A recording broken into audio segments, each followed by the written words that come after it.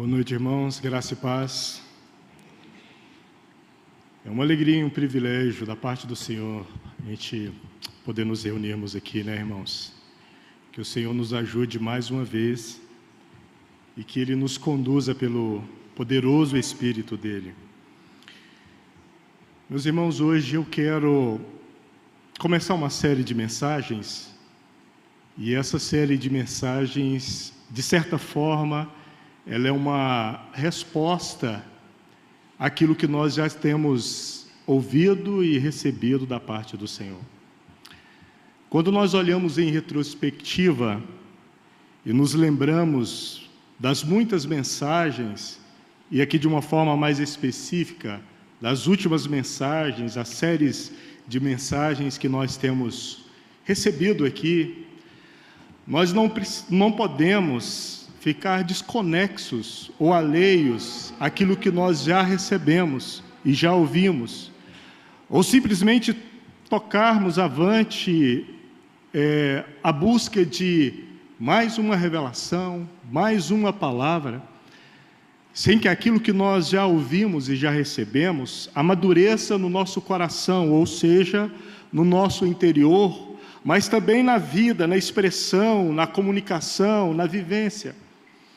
Então, quando eu olho para trás e me lembro das séries que compartilhada entre os irmãos aqui por vários, e nos encargos de vários irmãos, por exemplo, sobre Esdras, sobre Neemias, sobre Malaquias, Cantares, né, Cântico dos Cânticos, as parábolas da vida cristã nos últimos dias. Ainda está em andamento a série sobre Paulo, a experiência de uma vida em Cristo, né? E mais recentemente também aquilo que nós recebemos da parte do Senhor na conferência, Consciência da Vida Cristã entre Nós, que foi o encargo de um dos irmãos. E também os movimentos de Deus no tempo do fim, foi o encargo do outro irmão. Então, quando nós olhamos em retrospectiva, irmãos, particularmente eu não posso prosseguir sem levar em conta aquilo que nós já ouvimos e já recebemos da parte do Senhor. Eu creio que o Senhor, Ele tem uma palavra, Ele tem um mover, Ele tem uma direção, e nós devemos e podemos nos alinhar com o caminho de Deus, com a direção de Deus, com o movimento de Deus. Se assim nós entendemos que são os movimentos de Deus nessa Assembleia, e nós entendemos assim, então nós precisamos de vivermos isso, irmãos, de andarmos nesses caminhos, de prosseguirmos nessa caminhada. E eu quero seguir com os irmãos numa série falando sobre os movimentos da igreja no tempo do fim. Abra comigo em Números capítulo 10. Eu quero ler um texto com vocês e depois nós vamos orar, para então começarmos.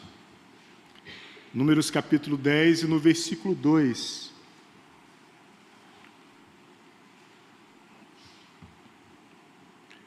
A palavra do Senhor aí nos diz assim: faze-te tuas trombetas de prata, de obra batida as farás, e elas te servirão para a convocação da congregação e para a partida dos arraiais. Só até aí. Vamos orar, irmãos. Bendito e maravilhoso Senhor. Glórias ao Teu nome, Senhor. Nós cantamos louvores ao nome do Senhor. E queremos, Senhor, em uma profunda devoção, continuarmos caminhando nos Teus caminhos, Senhor, na Tua palavra, naquilo que o Senhor falou e tem falado a nós. Nós queremos avançar, Senhor, nessa direção que o Senhor tem proposto para nós. Ó Deus, nós, diante da Tua presença, nos percebemos tão insuficientes, Senhor, tão limitados, ó Deus, tão pequenos, mas esse sentimento, Senhor, nos abre os olhos para olharmos para o Senhor mesmo, porque na luz nós vemos a Tua luz, e o nosso desejo, Senhor, é Te contemplar, é Te ver. O nosso desejo, Senhor, é desfrutar da Tua presença. O nosso desejo, Senhor, é ouvir a Tua voz, e essa voz, Senhor, mudar a nossa vida, transformar o nosso coração, ser um adorno para nós, santificação para as nossas vidas, Senhor. Uma grande preparação para que a Tua noiva um dia se encontre com o Senhor. Que a Tua voz seja para nós, ó Deus, um poder espiritual para vivermos esses dias aqui nessa terra, para testemunharmos e darmos esse testemunho santo ao nome do Senhor. Há um clamor no nosso coração, Senhor, e esse clamor costumeiro é ajuda-nos, Senhor. Isso é porque nós precisamos tanto do Senhor. Pega firme conosco, Senhor. Abre os céus para nós, Senhor. Por outro lado, também abra, Senhor, os nossos corações para Te ouvir. Isso nós Te pedimos no nome de Jesus. Amém. Meus irmãos, quando nós olhamos esse texto que nós acabamos de ler, por um lado nós vemos uma convocação, e por outro lado nós vemos uma partida ou um movimento. Então nós temos uma convocação da congregação, e nós temos a partida dos arraiais. Então esses dois pontos aqui, eu vejo aqui dois princípios orientadores para os movimentos da igreja. Nós já estudamos e ouvimos bastante sobre esse movimento de Deus, esse movimento do Senhor, que para nós é um farol, é um guia, é uma direção, é a palavra de Deus para nós. Mas por outro lado, diante dessa graça de Deus, dessa misericórdia de Deus, em vir a nós, em falar conosco, nós precisamos de pensar no movimento da igreja. Nós precisamos de pensar nessa caminhada da igreja, do povo de Deus. Então, por isso que quando nós olhamos para esse texto, eu vejo aqui esses dois princípios. No versículo 3 desse mesmo capítulo, em Números 10, nós lemos assim: e quando as tocarem, ou seja, as trombetas, então toda a congregação se reunirá a ti, à porta da tenda da congregação. Quando você vai lendo o capítulo 10 de Números, você vai percebendo o objetivo e o propósito dos toques dessas trombetas e os efeitos dela. E me chama muita atenção esse primeiro toque. E eu quero me dedicar aqui a esse primeiro toque hoje, eu diria, nessa mensagem de introdução a essa série. Porque esse primeiro toque nos diz muito sobre esse primeiro princípio, que é quanto à convocação da congregação em um primeiro movimento. Porque, irmãos, quando nós olhamos e vemos aqui, que nesse primeiro toque, aqui no versículo 3, seria só esse toque para a reunião da congregação diante da tenda, ou a tenda da congregação, isso nos diz muito. E para entendermos mais sobre isso, eu quero convidar você a abrir em Êxodo. Abre aí, Êxodo capítulo 33. Capítulo 33 e no versículo 7. Quero ler com você do versículo 7 ao versículo 11.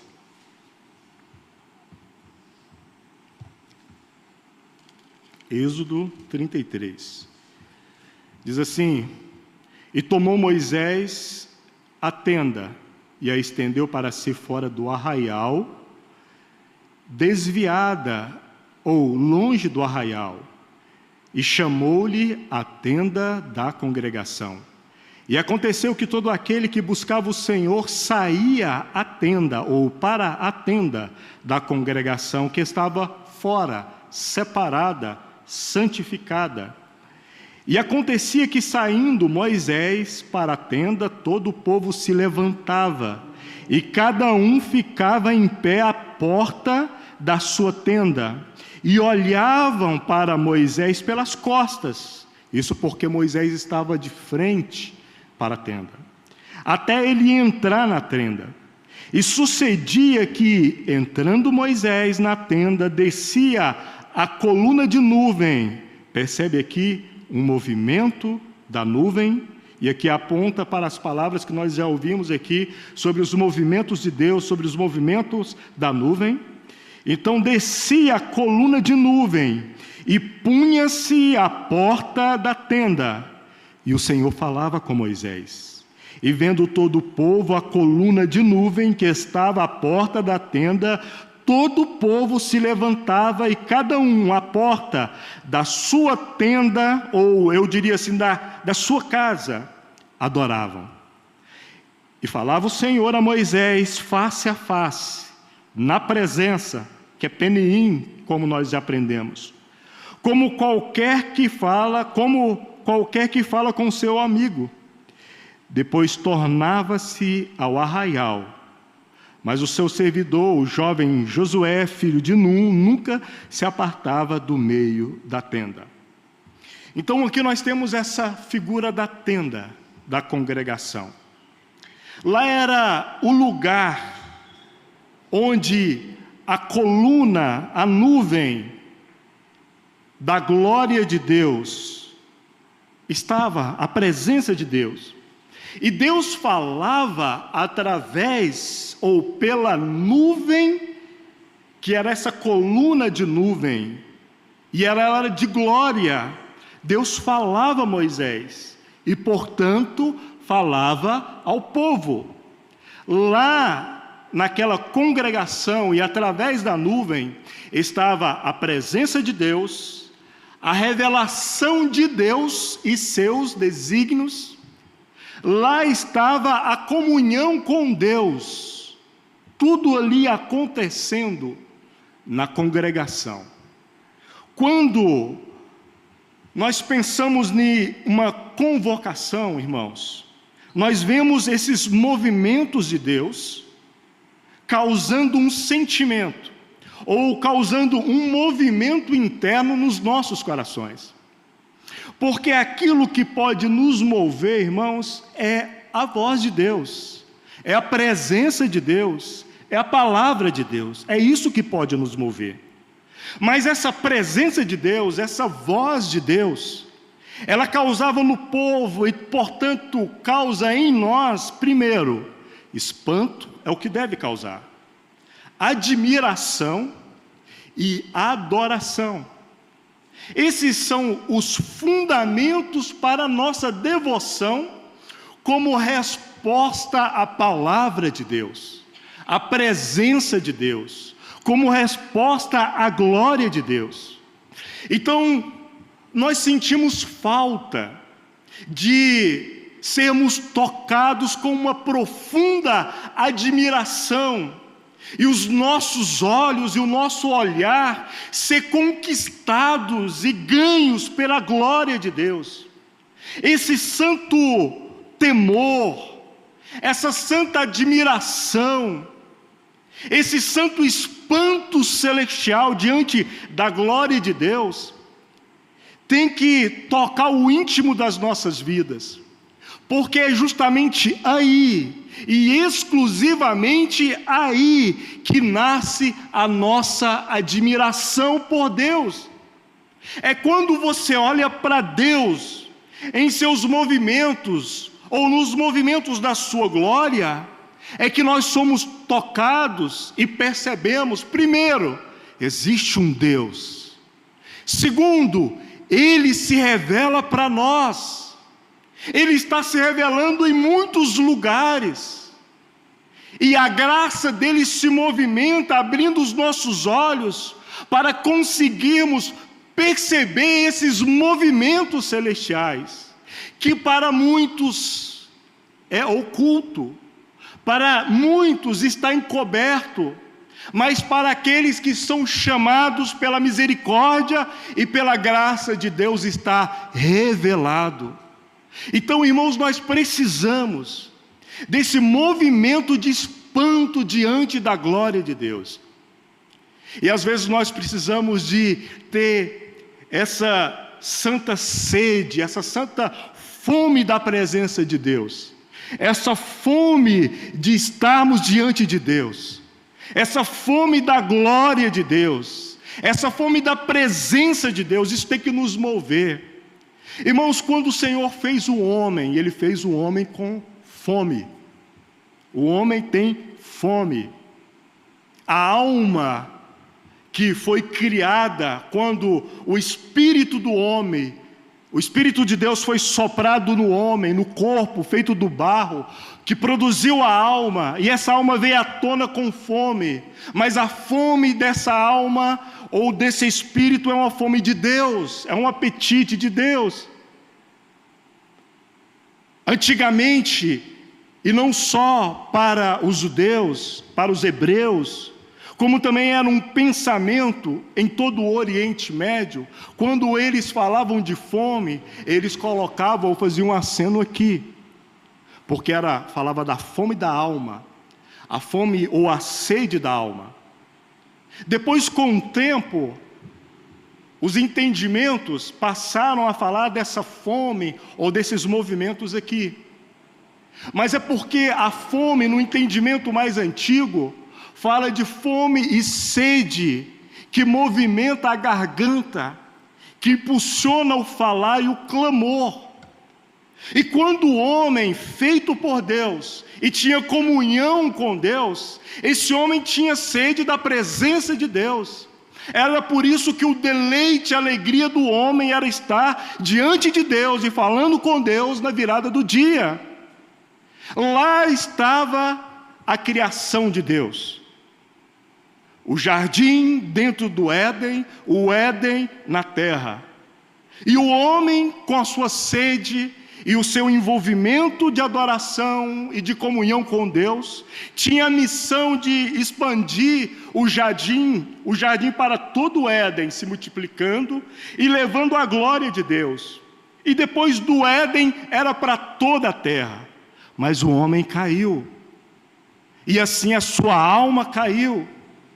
Então essa fome do homem que era por Deus, agora foi desvirtuada. E tudo hoje, quanto o homem coloca a mão, ele devora. Ele devora a natureza, ele devora os recursos, ele suga do próximo, ele devora tudo. Porque o homem é egocêntrico, ele tem uma fome caída, ele tem uma fome pecaminosa. E quando na salvação, na regeneração, o Senhor vai reordenando essas coisas em nós, a nossa fome novamente aponta para Deus. E nós descobrimos que o que pode aplacar ou saciar a nossa sede, a nossa fome, é só Deus mesmo. Porque o espaço, como o pregador diz, que há em nós, que é para a eternidade, ou eu diria para o eterno, é para Deus. Então nós temos essa fome de estarmos admirados, em contemplação diante da presença de Deus, um espanto santo diante da presença de Deus. E é isso que nos move em admiração, nos move em adoração diante de Deus. Porque quando nós estamos diante da presença de Deus, por um lado nós vemos a glória, o quanto Deus é soberano, é glorioso e é maravilhoso. E por outro lado nós vemos o quanto nós somos miseráveis, limitados, corruptíveis. E carecemos da glória e da misericórdia de Deus. Precisamos de Deus mesmo.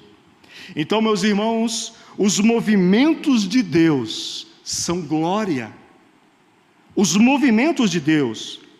Porque os movimentos de Deus são os movimentos dos seus atributos.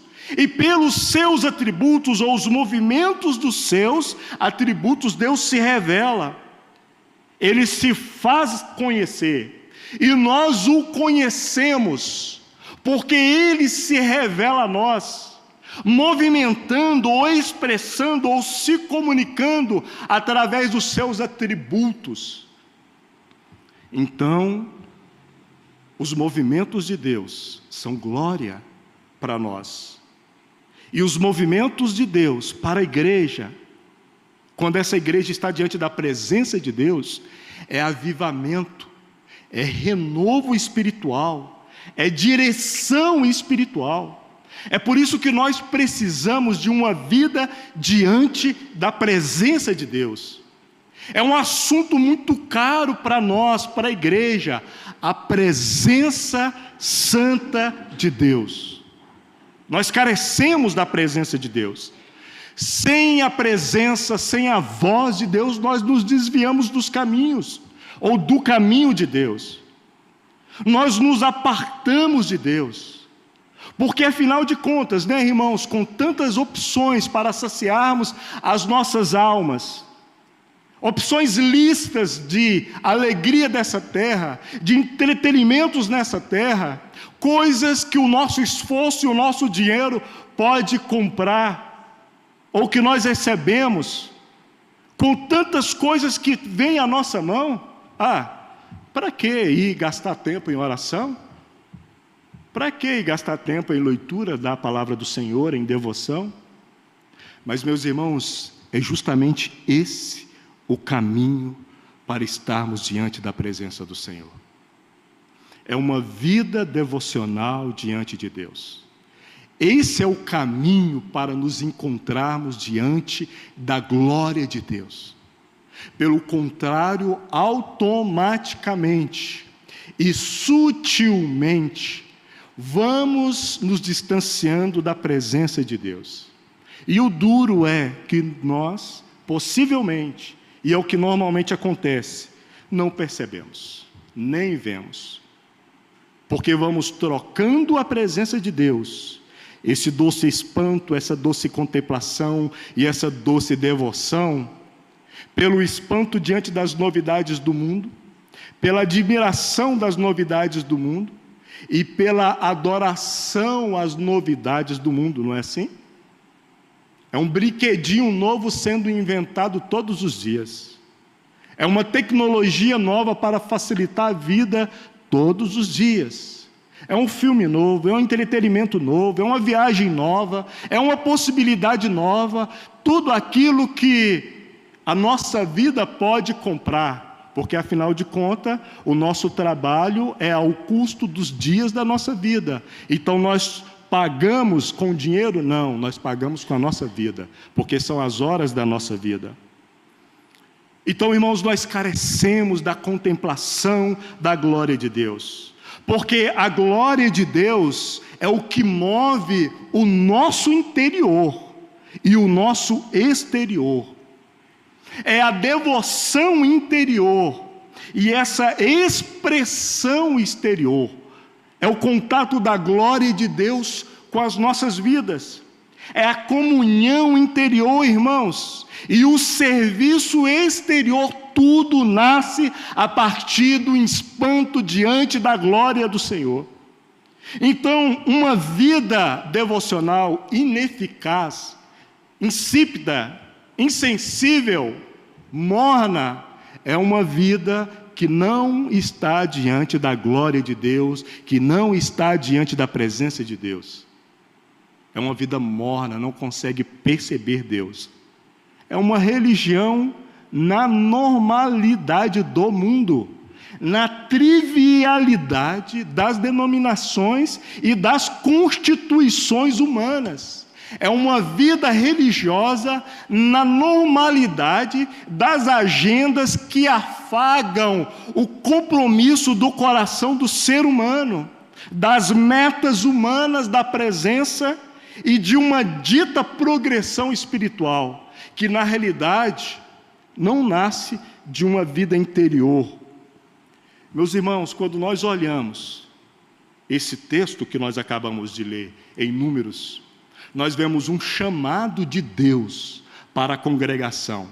Isso significa um chamado de Deus por sua palavra, primeiramente, olha só o detalhe, primeiramente, ela sempre será para uma reunião na sua presença. O movimento de Deus, a palavra de Deus, o chamado de Deus, sempre irá te chamar primeiramente para a presença dEle, para a comunhão dEle, para a contemplação dEle, para ouvir Ele. Esse é o primeiro movimento, irmãos. E nós erramos em fazermos os movimentos externos primeiro, sem fazermos um movimento primeiro em direção à presença de Deus e na comunhão ou com a comunhão com Deus. Primeiramente, Deus nos chama para ouvir Ele. É isso que essa porção está nos falando. É uma trombeta, é o falar de Deus nos chamando para ouvir Ele, para contemplar a glória dEle, para estarmos diante da presença dEle. Meus irmãos, nós não podemos servir a Deus sem primeiro o contemplarmos. Não existe um serviço que agrada a Deus, que não esteja imbuído ou se originou da contemplação e da devoção a Deus. Nós também não podemos, irmãos, em nome de Deus e diante dos homens, sem antes estarmos na presença de Deus, sem antes estarmos diante de Deus. Então, primeiro nós precisamos estar diante de Deus, para depois estarmos diante dos homens. Primeiro o nosso coração tem que ser quebrantado por Deus, para depois nós sermos esse canal de bênção da palavra e do testemunho de Deus. Esse é um chamado à devoção. Esse é um chamado à contemplação. Sim, esse é um chamado à intimidade com Deus. O primeiro movimento da igreja, ele sempre será em direção a Deus. É primeiro em direção a Deus mesmo, para depois em direção aos irmãos, para depois em direção ao serviço. Quando nós olhamos todo esse testemunho da tenda da congregação, onde Moisés se reunia ou tinha comunhão com Deus, onde o povo, observando, como nós lemos, eles adoravam a partir das suas casas, ali está das suas tendas, não é? Sempre esse movimento é porque ali havia a presença, a revelação e a comunhão. Era ali, na presença de Deus. Presença de Deus, revelação de Deus e seus desígnios, e a comunhão com Deus, a comunhão trinitariana, é a comunhão com Deus. Desses três acontecimentos, irmãos, nós temos, ou se deriva, tudo o que nós precisamos, desses três acontecimentos. Porque esses três acontecimentos são movimentos de Deus para nós.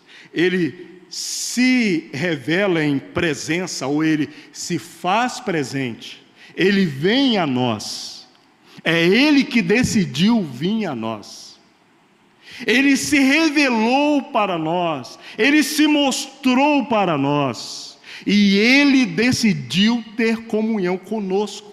Por isso que esses três movimentos são os movimentos de Deus para nós. E com base nesses movimentos de Deus para nós, nós temos tudo o que nós precisamos. Mas, com base nesses três movimentos, há outros três movimentos que eu já citei, mas só para colocar em ordem, para os irmãos entenderem. Com base nesses três movimentos de Deus, nós temos os três movimentos da igreja, o nosso movimento, que é justamente o movimento de espanto, de admiração e de adoração.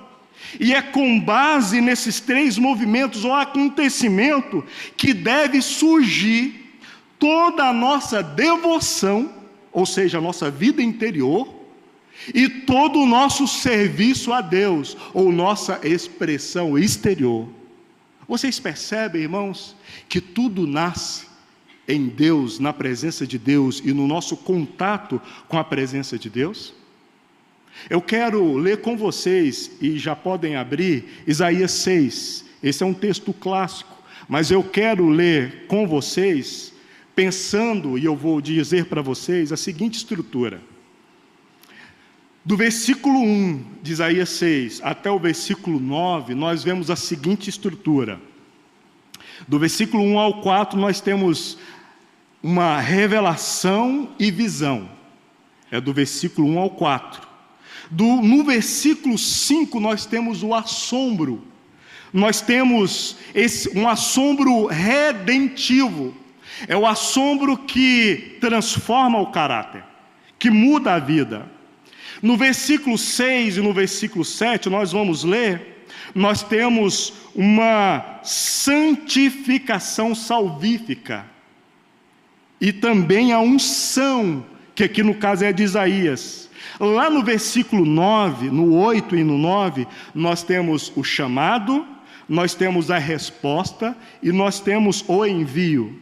Então agora, você tendo em mente essa estrutura, nós vamos ler o texto, que aqui diz assim: no ano em que morreu o rei Uzias, eu vi também ao Senhor assentado sobre um alto e sublime trono, e a cauda do seu manto enchia o templo. Serafins estavam por cima dele, cada um tinha 6 asas, com 2 cobria os seus rostos, e com 2 cobria os seus pés, e com 2 voavam, e clamavam uns aos outros, dizendo: Santo, Santo, Santo é o Senhor dos exércitos, toda a terra está cheia da sua glória. Então aqui é a revelação e a visão. Agora nós temos o assombro redentivo. Versículo 5. Então disse eu: ai de mim, pois estou perdido, porque sou um homem de lábios impuros e habito no meio de um povo de impuros lábios. Os meus olhos viram o Rei, o Senhor dos exércitos. Então aqui Isaías estava assombrado diante da glória de Deus, mas esse assombro para Isaías era redenção para a vida dele. Aí o versículo 6, porém, um dos serafins voou para mim, trazendo na sua mão uma brasa viva que tirara do altar com uma tenaz. E com a brasa tocou a minha boca e disse: eis que isto tocou os seus lábios, e a tua iniquidade foi tirada e expiado o teu pecado. Então nós temos aqui a santificação salvífica e também a unção de Isaías. Agora nós temos o versículo 8. Depois disso ouvi a voz do Senhor que dizia: a quem enviarei? Quem há de ir por nós? Então disse eu: eis-me aqui, envia-me a mim.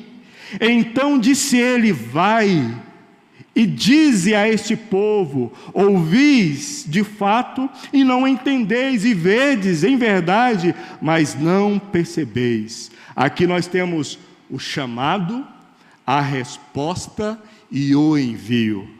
Percebe, irmãos, que nós temos uma estrutura aqui que nos mostra todo esse caminho da vida cristã?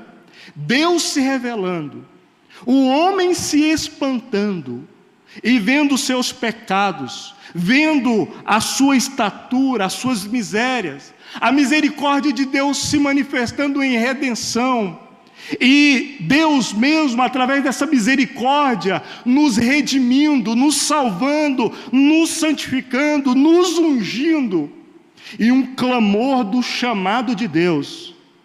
E nessa resposta a Deus nós temos o envio.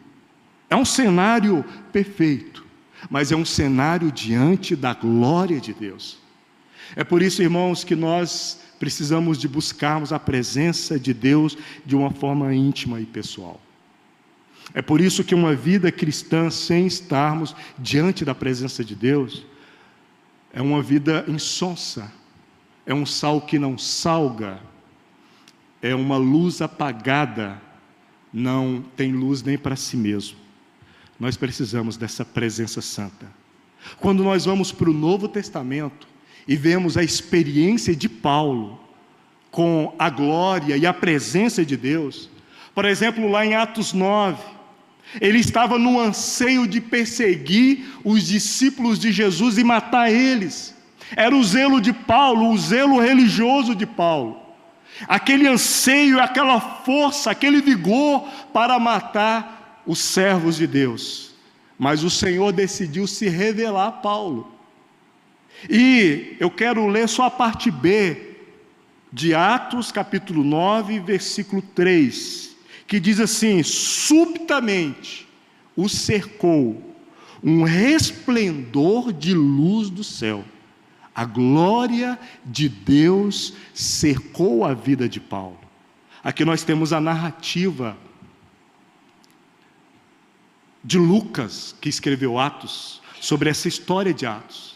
Mas lá em Atos 26, do versículo 12 ao 18, quando Paulo estava falando ao rei Agripa, ele também fala desse momento.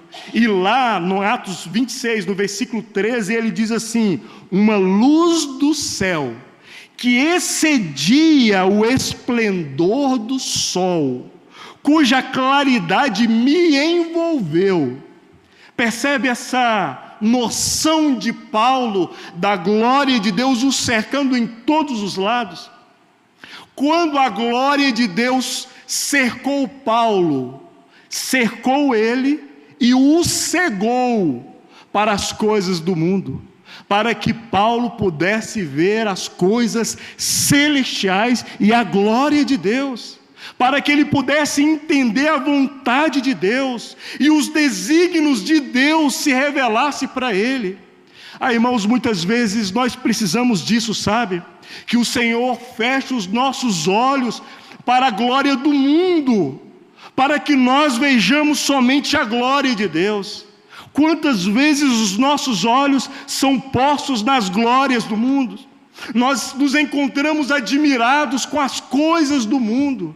Irmãos, nós precisamos de estarmos admirados com Deus, com a glória de Deus, com a presença de Deus, com os feitos de Deus.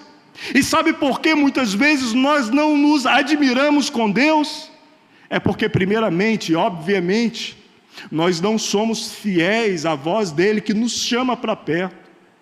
Porque nós trocamos a glória de Deus pela glória do mundo. Porque nós alimentamos a nossa vida com uma glória alheia. Mas Paulo, que teve essa experiência com o Senhor, a glória de Deus não deixou Paulo inerte, parado. Isso moveu a vida de Paulo, mudou a vida de Paulo e moveu a vida de Paulo. É por isso que, na sequência de Atos 26, lá no versículo 19, ele diz para o rei Agripa, ele diz: eu não fui desobediente à visão celestial. Por que nós somos desobedientes? Se nós cantamos que nós estamos lidando com a glória de Deus, por que nós somos desobedientes? Irmãos, muitas vezes eu em devoção, eu oro ao Senhor e falo: Senhor, marca a minha alma, a minha vida profundamente, para que a visão da sua glória seja espantosa para mim, seja de tal forma que não me dê alternativa, que seque a minha vida, que não me dê alternativa de te desobedecer. Irmãos, que a nossa única alternativa seja de obedecer ao Senhor. Que nós venhamos ter olhos somente para Deus e para a sua glória. Que as coisas do mundo não ganhem o nosso coração, mas que Deus ganhe o nosso coração e o nosso olhar. Nós precisamos disso, irmãos. Porque pelo contrário, nós estamos numa religião pessoal e trivial. Em 2 Coríntios, no capítulo 12, Paulo vai narrar uma outra experiência profunda que ele teve. Porque a glória de Deus, a presença de Deus, também colocou um espinho na carne de Paulo. E esse espinho tinha uma mensagem, era o mensageiro de Satanás. E ali, nós sabemos, ele clamou por 3 vezes, mas o que ele ouviu? A minha graça te basta. Qual que foi a lição? A lição para Paulo, e também deve ser para nós, é a suficiência da experiência com a graça de Deus. A graça de Deus para nós deve ser totalmente suficiente. Era isso que Deus estava ensinando para Paulo. E não havia outro caminho para Paulo, a não ser Deus o conduzir ao fim de si mesmo, ao desespero em si mesmo, ao fim das suas forças, às suas impossibilidades, para que ali o seu último clamor fosse: salva-me, Senhor. Para que então viesse do trono de Deus para ele: a minha graça te basta. Ó, meus irmãos, quantas vezes o Senhor nos permite irmos ao fim de nós mesmos? Situações que nada que nós podemos fazer resolverá. Em que todos os nossos erros vêm à tona na nossa mente. Em que as nossas cabeças a nossa mente começa a trabalhar nas possibilidades e nos outros caminhos que talvez nós poderíamos ter tomado para não passarmos pelos sofrimentos que agora estamos passando. Mas aí nós percebemos que a rédea ou as rédeas da nossa vida não está nas nossas mãos. Nós percebemos que o caminho que nós nos encontramos não é o nosso caminho. E, consequentemente, nós não podemos mandar nesse caminho. Que nesse caminho nós obedecemos, nós andamos. E esse percorrer nosso é em fé, é em graça e é pela misericórdia de Deus. É aí, irmãos, e é debaixo dessa pressão que surgem as mais lindas adorações, os mais lindos cânticos, as mais lindas devoções.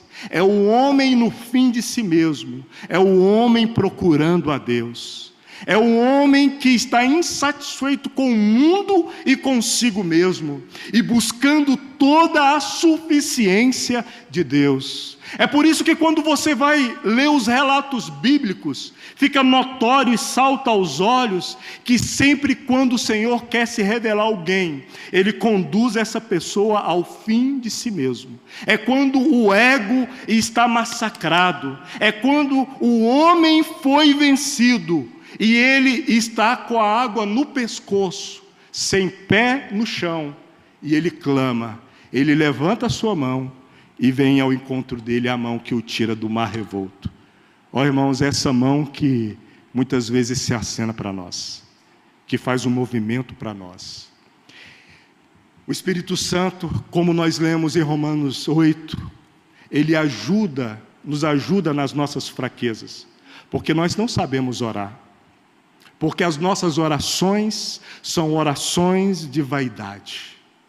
Mas quando nós somos conduzidos pelo Espírito ao fim de nós mesmos, aí nós oramos com o Espírito, que ora com gemidos inexprimíveis, ou eu diria incomunicáveis com a língua humana. É um momento que você não tem palavra nenhuma, você só tem suspiros diante da presença de Deus, porque você está no fim de si mesmo. Essa foi a experiência de Isaías, essa foi a experiência de Paulo, essa foi a experiência de Jeremias, essa é a experiência de tantos outros na história, e a nossa experiência é a nossa vida, porque nós precisamos da presença de Deus. Nós precisamos, irmãos, da experiência, da suficiência, da graça de Deus para nós. Diante de tudo isso, nós já temos uma resposta à seguinte pergunta: o que pode nos mover? O que pode mover as nossas vidas?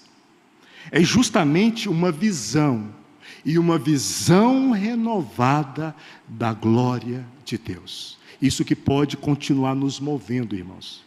É isso que pode continuar nos conduzindo. Enquanto nós contemplamos Deus, a presença de Deus, isso vai nos movendo. O povo de Israel, para continuar atravessando o deserto, eles precisavam, eles careciam da presença e da glória de Deus, da voz de Deus. Sem a presença e sem a voz de Deus, nós saímos do caminho e entramos alheios num deserto causticante. Nós carecemos disso.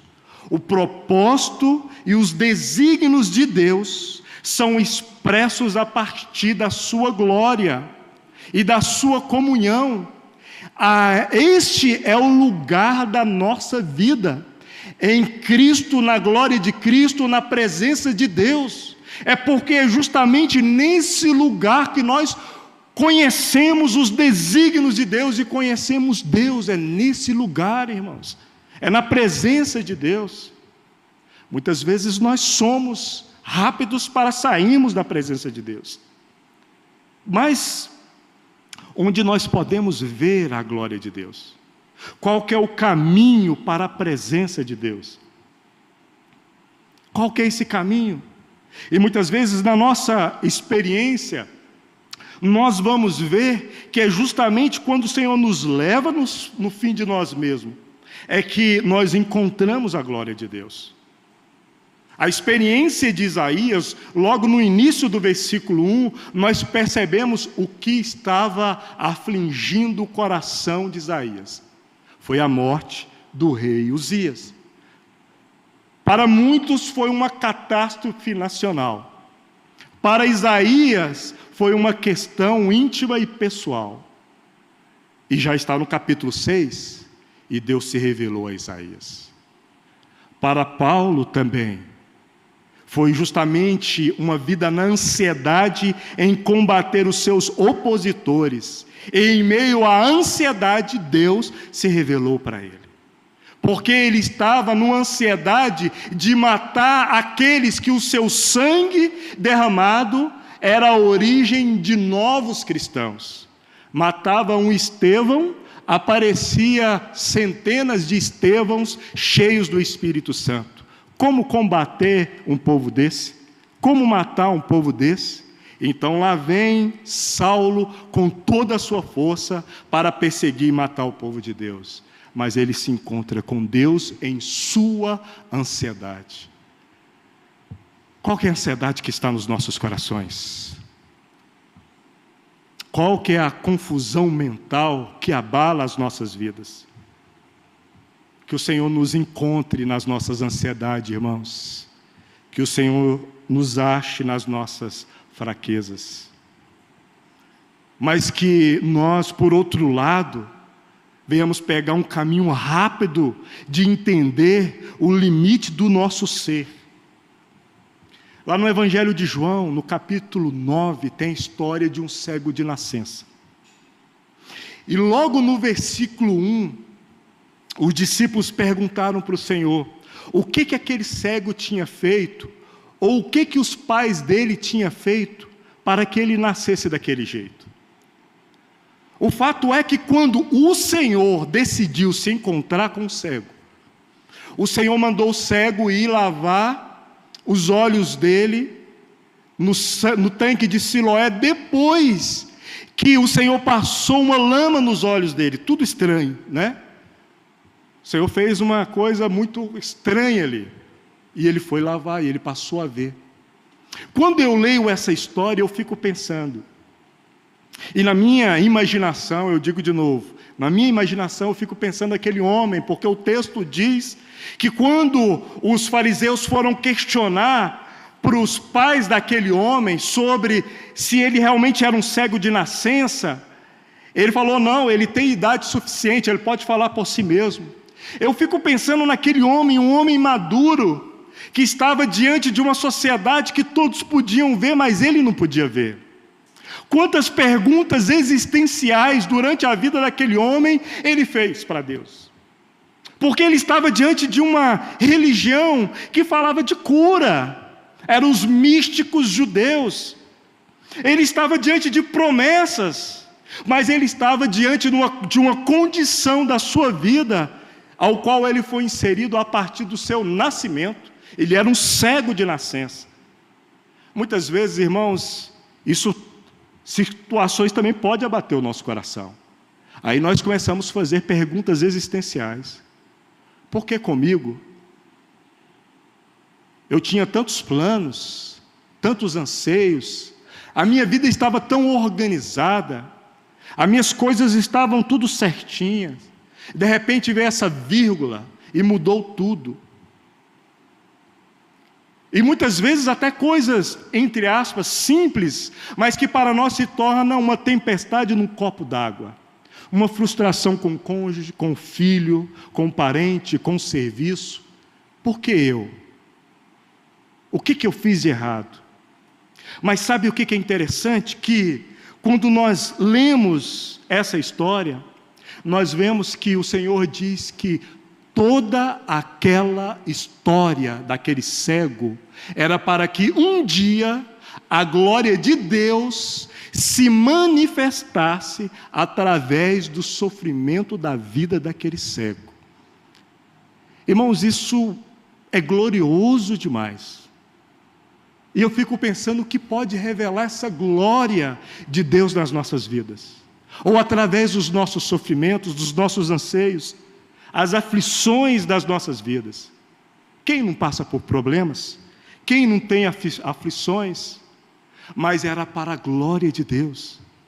É por isso que muitas vezes a nossa oração é diante do Senhor: Senhor, primeiramente eu preciso de te ver, te contemplar, estar diante da tua presença, para que então, e diante da sua glória, essa glória possa ser manifesta na minha vida. Então tudo venha à luz, tudo venha ao esclarecimento. E nessa história desse cego, é curioso porque ele passou a enxergar, e houve-se uma confusão, porque era dia de sábado.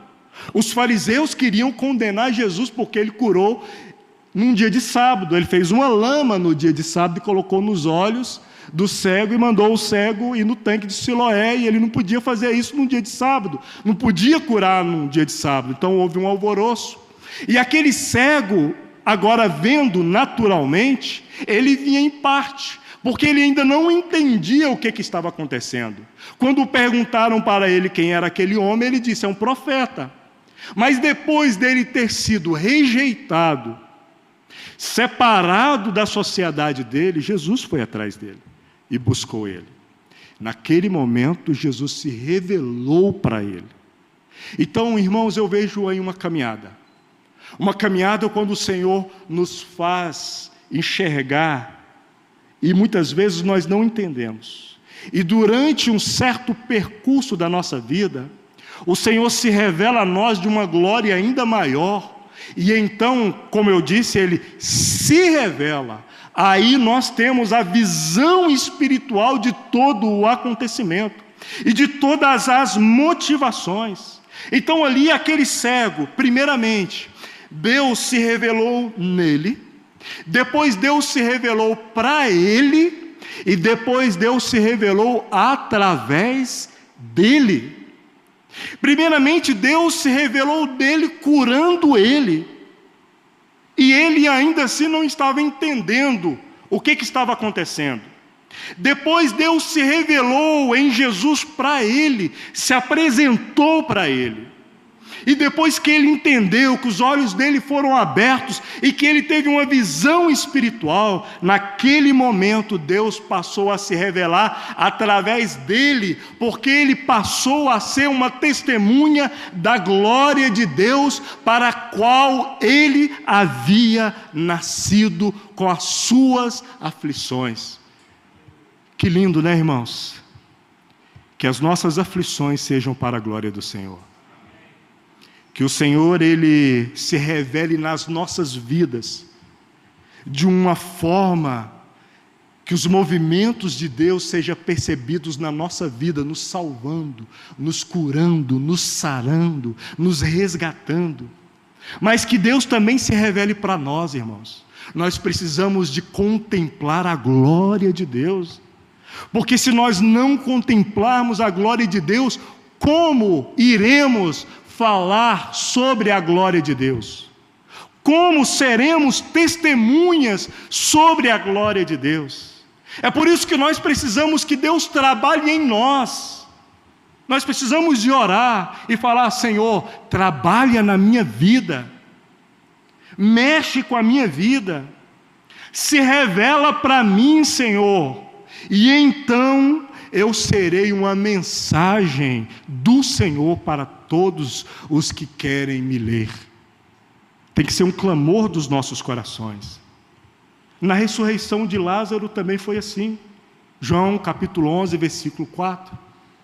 Porque Lázaro, ele morreu para que a glória de Deus se manifestasse na vida dele. Ele teve que experimentar a podridão, a corrupção da sua carne, para que a glória de Deus se manifestasse através da vida de Lázaro. E às vezes, quando eu fico pensando sobre a vida de Lázaro, eu ainda me faço perguntas.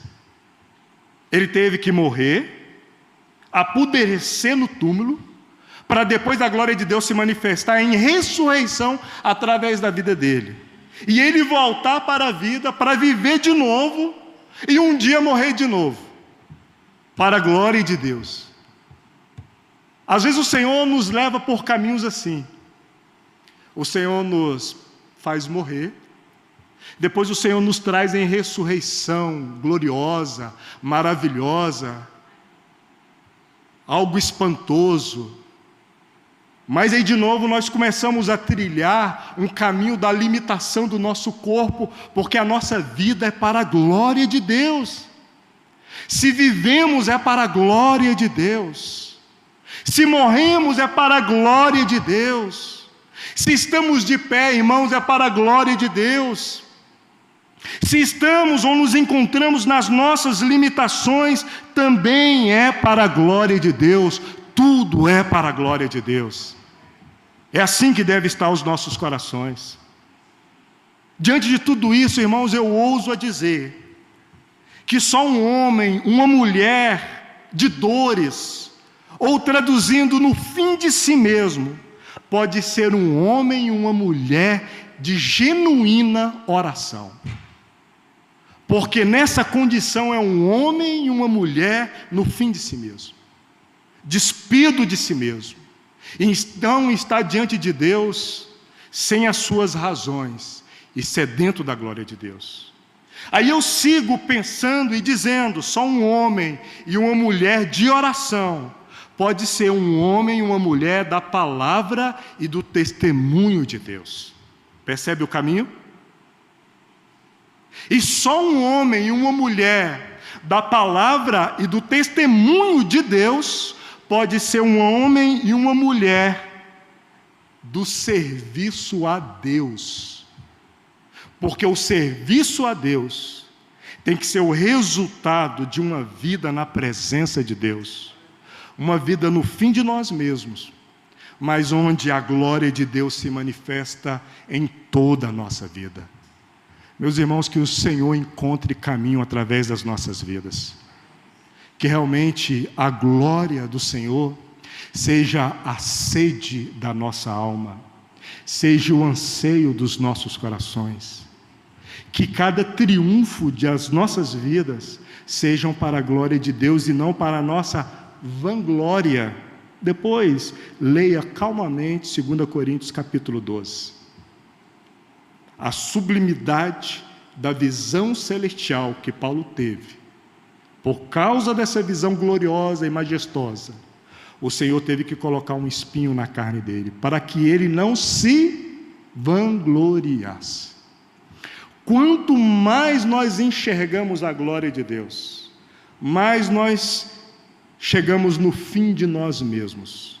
Quanto mais nós contemplamos a Deus, mais nós precisamos da misericórdia de Deus.